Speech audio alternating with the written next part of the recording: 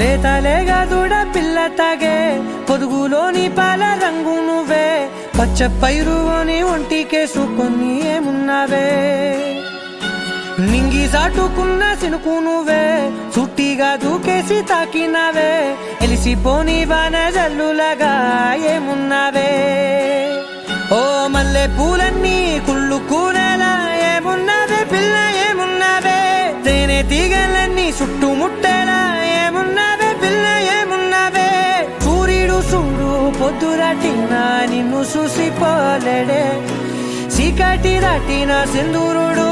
తాగేలాగా